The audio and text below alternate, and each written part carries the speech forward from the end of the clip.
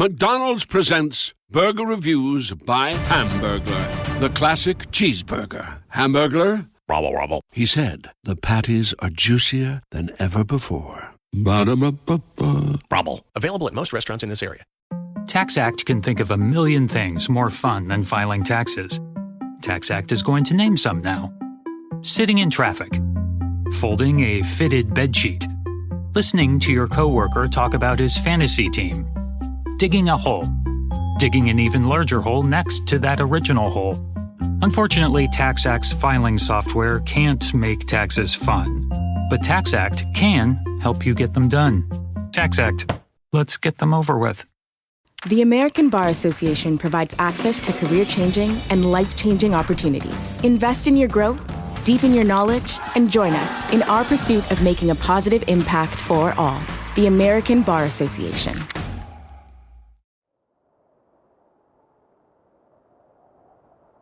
They swept proudly past, glittering in the morning sun in all the pride and splendour of war. We could scarcely believe the evidence of our senses. Surely that handful of men were not going to charge an army in position. Alas, it was but too true. Their desperate valour knew no bounds. They advanced in two lines, quickening their pace as they closed towards the enemy. A more fearful spectacle was never witnessed than by those who beheld their heroic countrymen rushing to the arms of death. At the distance of 1,200 yards, the whole line of the enemy belched forth. From 30 iron mouths, a flood of smoke and flame through which hissed the deadly balls. Their flight was marked by instant gaps in our ranks, by dead men and horses, by steeds flying wounded or riderless across the plain. They never halt nor check their speed for an instant. With diminished ranks, with a halo of flashing steel above their heads, and with a cheer that was many a noble fellow's death cry, they flew into the smoke of the batteries. But ere were they lost from view, the plain was strewn with their bodies and with the carcasses of horses.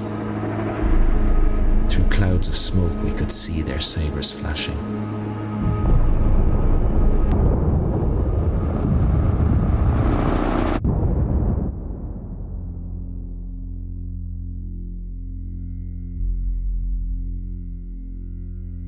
It took 3 weeks for William Russell's eyewitness report on the charge of the Light Brigade to make its way home from Crimea.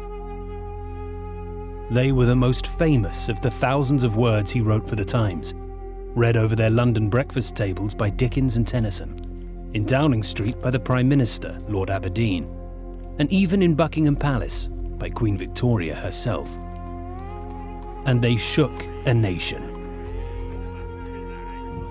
The charge of the Light Brigade, on a sunny October morning in 1854, took only 45 minutes from beginning to end, and yet this bloody 3/4 of an hour became and remains a cornerstone of popular history of the British Empire. Cavalrymen with splendid moustaches, bedecked in colourful jackets, with sabres flashing and lances lowered, charged into the Valley of Death, faced the firepower of the Russian cannons, and won. Or lost? Still today, there's no absolute answer to that. It's divided historians ever since, and there remains fierce debate over what, if anything, it achieved. The Light Brigade's day of triumph and disaster came a little over a month after British and French forces landed in Crimea to begin the determining campaign of the war with Russia. And while it's the charge, romanticised and mythologized, that dominates popular memory of the Crimean War, the conflict as a whole was a key event that changed the course of European history. It marked the changing face of war, the beginning of the end of the cavalry, the beginning of trench warfare, and the beginning of new weaponry and technologies that would forever alter how wars would be fought, and how their stories would be told.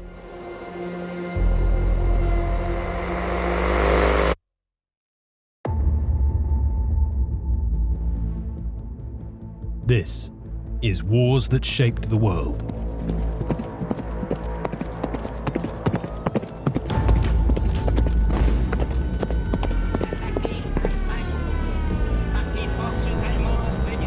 I can hear you!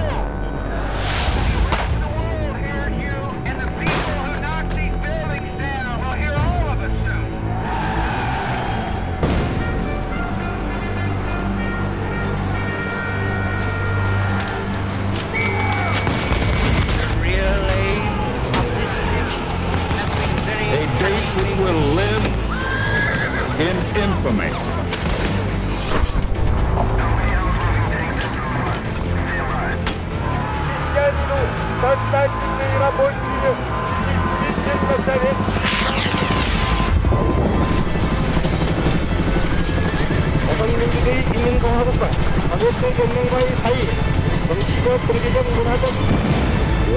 التي تحتفل بهذه المناسبة دون انتهاء I have myself full confidence that you all do that duty.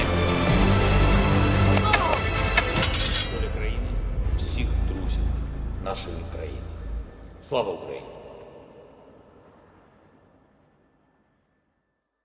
No need to debate the issue. Blinds.com's President's Day sale can save you up to 50% on new window treatments. Give your home the presidential treatment with premium blinds, shades, shutters, and more. Shop 100% online with upfront pricing, free virtual consultations, free samples, and free shipping. Blinds.com has you covered with our 100% satisfaction guarantee. Shop Blinds.com's President's Day sale now for up to 50% off, plus premium doorbusters. Save up to 50% at Blinds.com. Rules and restrictions may apply.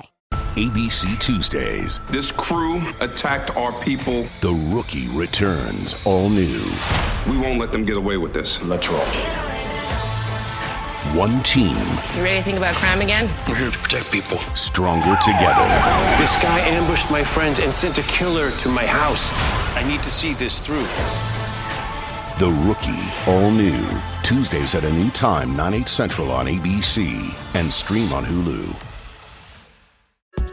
We got another day of NBA action. And with FanDuel, every night is a watch party. So it's time for your FanDuel crew to make their bets. So, what's the move tonight, gang? You know the new customers who bet $5 get $150 back in bonus bets if you win. Woohoo! We're heating up, fam. Bet all the stars with all your friends and make every moment more. Only on FanDuel. New customers bet $5 get $150 back in bonus bets if you win. Make every moment more with FanDuel. It goes down in the DM. It go down in the DM. 21 plus and present in Virginia. First online real money wager only. $10 first deposit required. Bonus issued is non-withdrawable bonus vest that expires 7 days after receipt. See full terms at FanDuel.com/sportsbook. Gambling problem? Call 1-800-GAMBLER. Fearful spectacle was never witnessed than by those who beheld. William Russell, born in Dublin to an Anglo-Irish family, was 34 when war began. He was sent with the Grenadier Guards to Malta, supposedly for a couple of weeks. Instead, the intrepid reporter followed them to the Crimea, where he witnessed each of the three great battles, Alma, Balaclava and Inkerman, as well as the nightmare that was the siege of Sevastopol.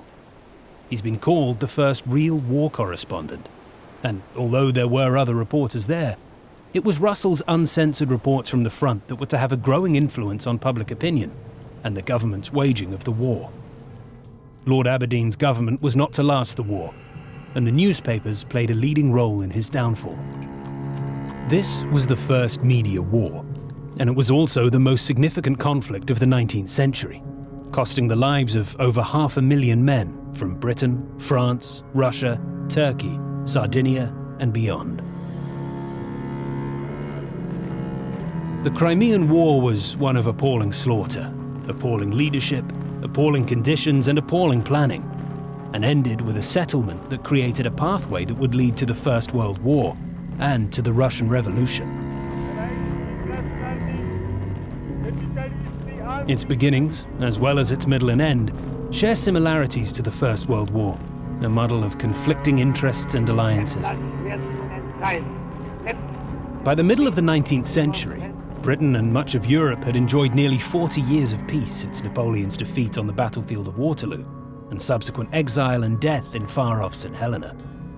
It left Britain free to concentrate on her empire, squeezing profits from India and elsewhere, while back home an expanding middle class became wealthier and more influential in its wake. For years, Britain largely ignored events in mainland Europe. At the continent's far edge, the once mighty Ottoman Empire was weakening, and Russia was waiting to take advantage. So was France, under the rule of another Napoleon, Napoleon III, nephew of Bonaparte. First as president, then as emperor, seizing power when he could no longer be elected, Napoleon was determined to restore France to its former glories. That set the Second Empire on a collision course with Tsar Nicholas of Russia.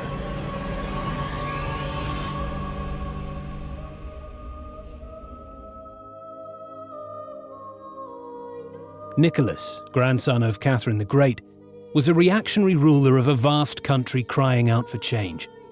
Described by his biographer as autocracy personified, he ignored those cries. Instead, he combined aggressively maintaining the status quo at home with an equally aggressive foreign policy. On a trip to Britain, he was admired as the handsomest man in Europe. Queen Victoria assessed him after his visit. There is much about him which I cannot help liking, and I think his character is one which should be understood and looked upon for once as it is. Very clever, I do not think him, and his mind is an uncivilized one. He is sincere, I am certain, even in his most despotic acts, from a sense that is the only way to govern. Nicholas liked to see himself as the gendarme of Europe, reacting swiftly to crush any signs of revolution, such as sending his troops to quell an uprising in Hungary in 1848, Europe's year of revolution.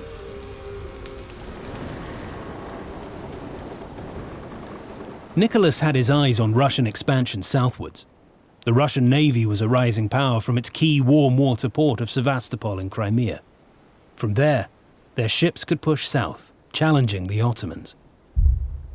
It was when Russian naval ships began to appear in the eastern Mediterranean that the British began to take notice. There was talk of the Russian menace, a belief given legs by Tsar Nicholas's confrontational approach. Russophobia spread through the country, encouraged by the newspapers and Hungarian and Polish exiles. The Russian bear must be stopped. Britain would not stand for Russian interference in what they saw as their patch. The waves of the Mediterranean were ruled by Royal Navy gunships. British trade in the eastern Mediterranean was increasing. There was the Suez Canal to protect, all heightened by a deep suspicion of Russian designs on India. Even if Russia had none, the very belief they might was enough. Nothing could be allowed to interfere with the jewel in the empire's crown. And the Eastern Question, as it was known, looked very much like it could. The question revolved around the weakening Ottoman Empire. The Turkish-ruled waning superpower, with borders stretching from North Africa to Austria and Russia, seemed on its last legs. It was a tinderbox of different peoples and causes. The spark that set it off was religion. A squabble between Catholic France and Orthodox Russia over which should protect Christian interests in the Holy Land. It literally came down to a key. In late 1852, the Turks granted the Catholics a key to the Church of the Nativity in Bethlehem. The Russians were outraged. Events spiraled, gunships gathered, armies mobilized. The Tsar called it his sacred duty to protect Orthodox rights and threatened the Turks. Nicholas expected Britain to back him. After all, his was a fellow Christian power against an Islamic one. The Russians issued an ultimatum, and the British backed the Turks. The die was cast.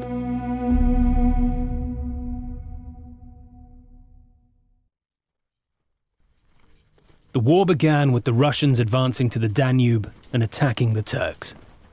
The Tsar had at his disposal the largest army in the world, 1 million infantrymen and 750,000 Cossacks. But it was an army made up of conscripted serfs. Poorly trained for combat, its aristocratic officers concentrated on drill. The army marched well but was badly equipped, badly supplied, and above all, badly led. Leading the Russian army was Prince Menshikov, a veteran of earlier wars with the Turks, where he'd suffered the misfortune of being castrated by a cannonball. In its ranks was a young artillery ensign, Leo Tolstoy, who received his first experience of war at the siege of Silistria on the Danube. You could hear the cannon fire and rifle shots, and with a field glass you could make out the Turkish soldiers. It's true, it's a funny sort of pleasure to see people killing each other, and yet every morning and evening I get up on my cart and spend hours at a time watching. And I wasn't the only one. The spectacle was truly beautiful, especially at nights. Britain and France continued to back Turkey, and in February 1854 issued an ultimatum of their own to the Tsar. The night before war was declared, Queen Victoria held a ball for her cousin, the Duke of Cambridge. If war came, the Duke was destined for Crimea. As Queen and Duke danced Scottish reels, time ticked away. War fever gripped Britain. From the pulpit, ministers preached a holy war. Newspapers called for a war worthy of Britain's honour and greatness. In Downing Street, Lord Aberdeen wasn't so sure. But the Queen and Prince Albert were. They informed their Prime Minister war was necessary. So war it was.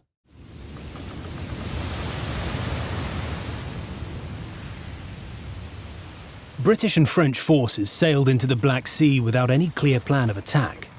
The model of confusion, poor planning and leadership was set from the start. We approached the French sloop and then commenced a long talk between our little captain and the French captain.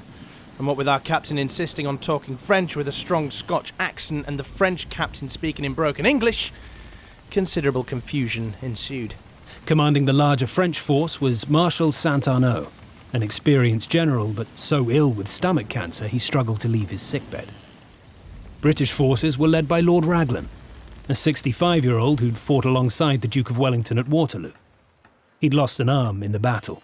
It was amputated without anaesthetic, at which point a still conscious Raglan asked for the severed arm so he could remove a ring his wife had given him. A brave man, but a man who'd never commanded troops in battle, and one who was racked by indecision and indecisiveness. Raglan led an army that, like him, hadn't seen significant action since Waterloo. Its ranks were filled with the urban poor and landless, the desperate, treated terribly and flogged regularly. The amount of drunkenness is frightful. The other night, 2,400 men were reported drunk at watch setting, and we have not above 14,000 men here altogether. Its officers were aristocrats who purchased commissions under the system of the time. Lord Cardigan, commander of the Light Brigade, paid £30,000, around £1 million today, for the colonelcy of the 11th Hussars. A standard commission in an infantry regiment cost around £6,000. Only the wealthy could be officers, and there was no such thing as promotion from the ranks.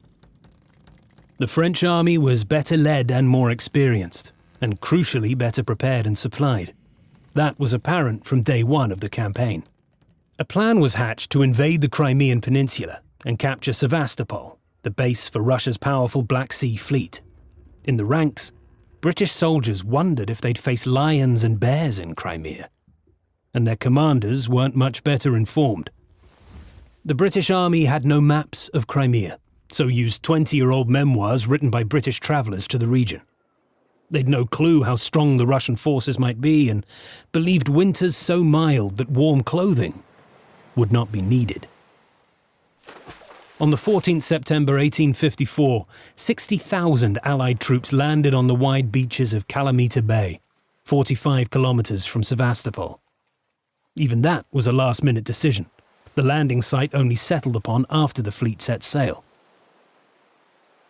Menshikov and the Russians were taken by surprise.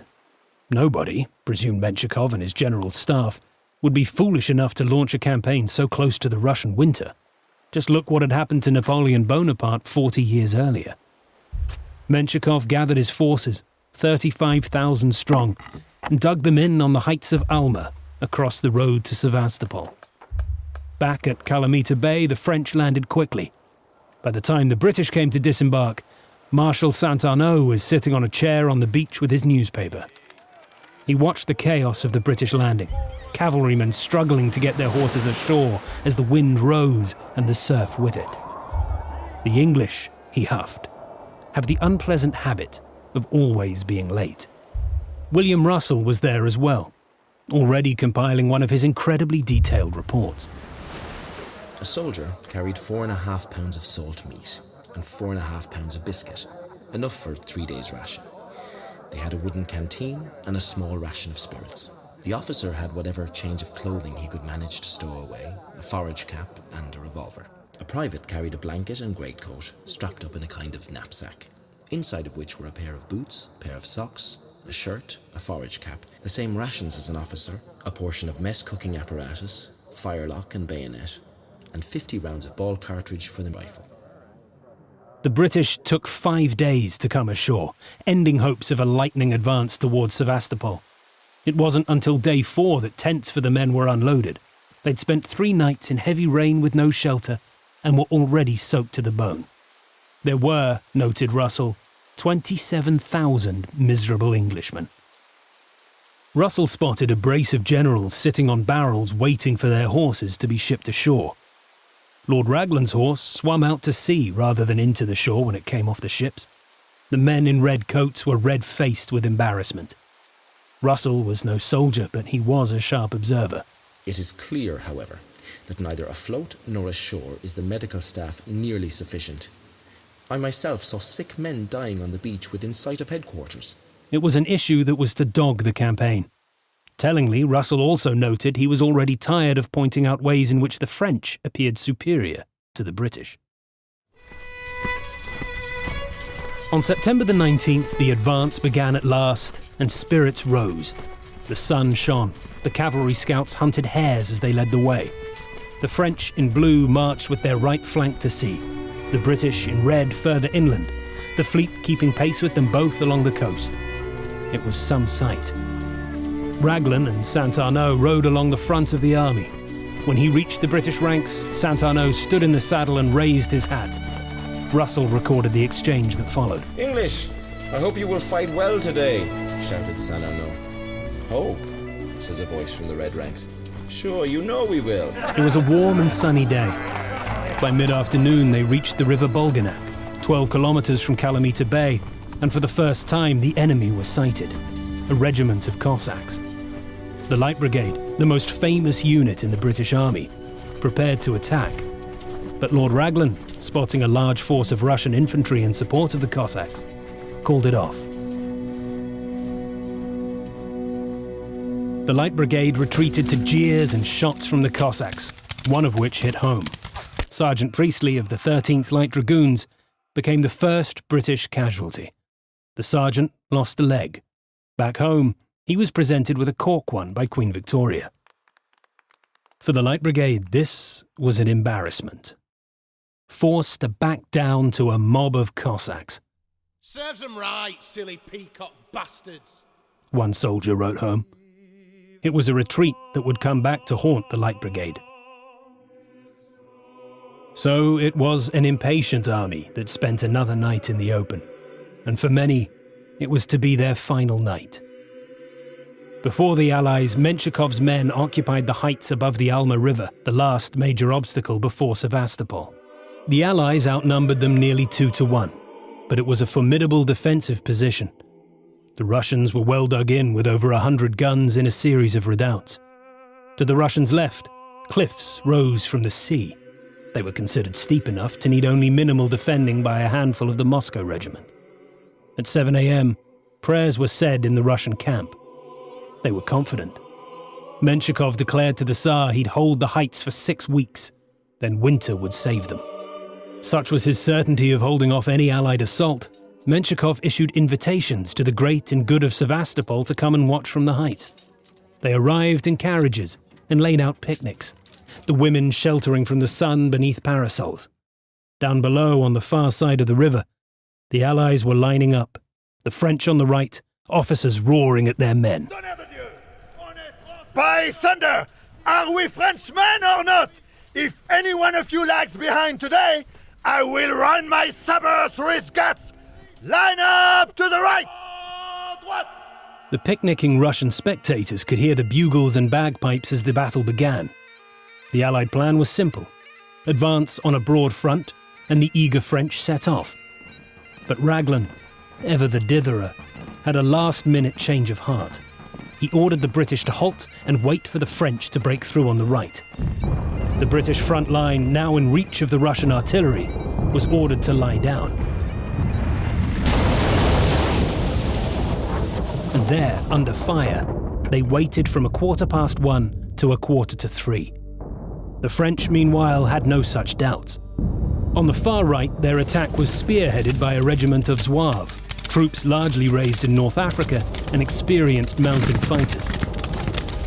Without hesitation, they discarded their packs and swam the river.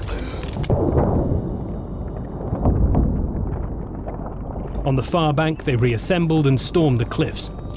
The Moscow regiment couldn't hold these ferocious fighters. Beneath them, more French units were inspired to follow, even managing to haul a dozen guns up, frantically whipping their horses with swords to keep them going up the slope. A startled Menshikov hurried replacements to his right, but it was too late. Most of a French division were up, and the guns were already in use. The Allies were equipped with the Minié rifle, a far superior weapon to the Russians. It had a much longer range, was more accurate, and in well-trained hands was capable of pouring volley after deadly volley on the enemy. The Russians wilted before this onslaught, but they also shot themselves in the foot with some dire command decisions. General Kiryakov was ordered to repulse the French. He was a drunkard, and with a bottle of champagne clutched in one hand, opened fire on his own men. The Russians fell back in chaos and confusion, ignoring Kiryakov's slurred commands to stand fast. Elsewhere, the battle was turning into a bloody struggle for the Allies. With their centre pinned down, the French demanded the British get up and attack. We do not take orders from the French, spluttered Lord Raglan, but at last ordered his men to advance. As they did, a greyhound emerged from the wreckage of a house, chasing a hare through the British lines. It was a momentary distraction because gaps were already appearing in the red ranks. Russell watched as the attack crossed the Alma River. That turned red too, only with blood as the Light Division were mown down. Officers struggled to keep their men moving amid the maelstrom. General Codrington galloped up the hill on his white horse, yelling for his men to fix bayonets, advance to the attack. Russell witnessed another Light Division officer, Sir George Brown, in action. Down went Sir George in a cloud of dust. He was soon up and shouted, 23rd? I'm all right. Be sure I'll remember this day. 2,000 Light Division men scrambled screaming up the hill to attack the main redoubt. They were met by the triumphant cries of the Vladimirsky Regiment, charging downhill, bayonets fixed. The fighting was brutal. No quarter given.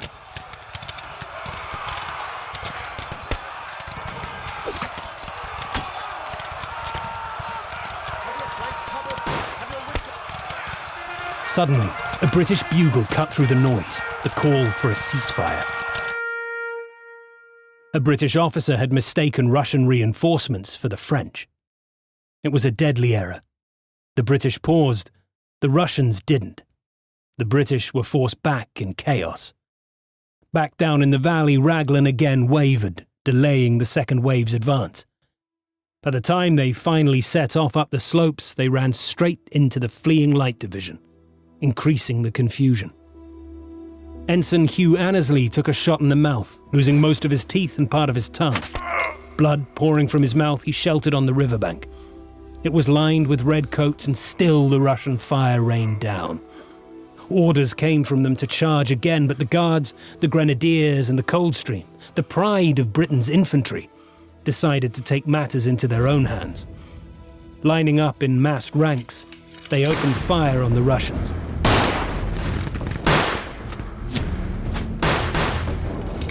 Like the French, the British were equipped with the Minié rifle, but had only been issued with it en route to Crimea, and were still learning how effective it could be. The answer was devastating. A succession of volleys as destructive as machine gun fire tore into the Russians. They couldn't cope, and slowly the British began to make progress.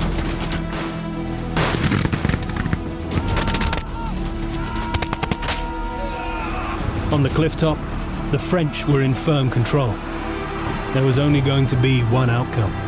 The battle was won.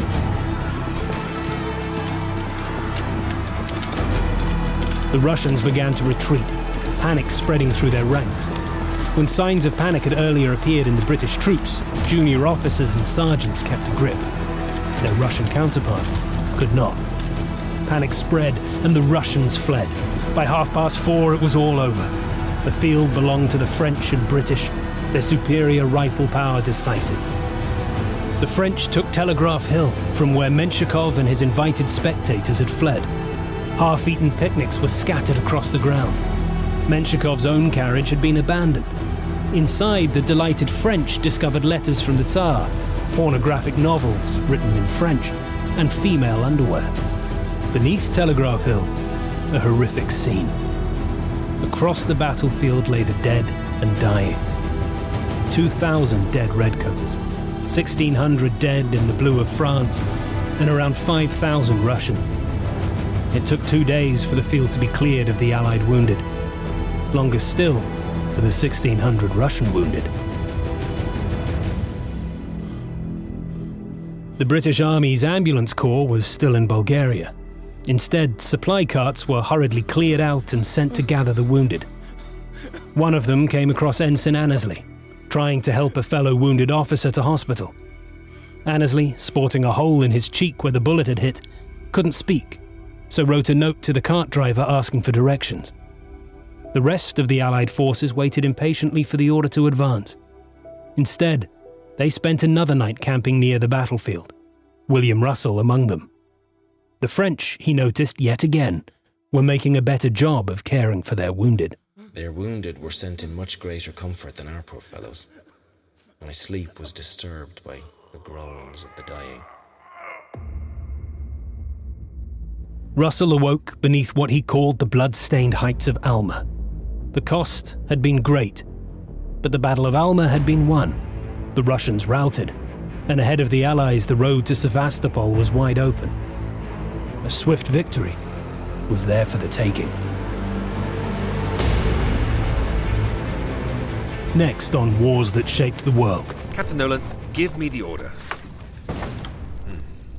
Advance rapidly to the front, follow the enemy, and try to prevent the enemy carrying away the guns. See, sir, at once. This is it. Send the light brigade, sir.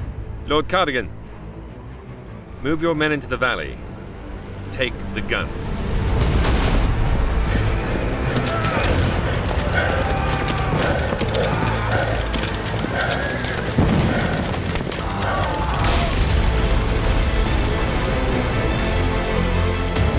Wars That Shaped the World was a Goalhanger Podcasts production.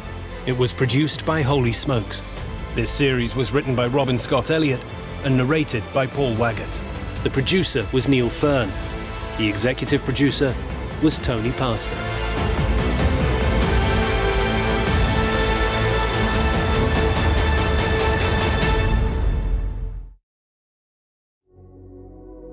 Holy Smokes.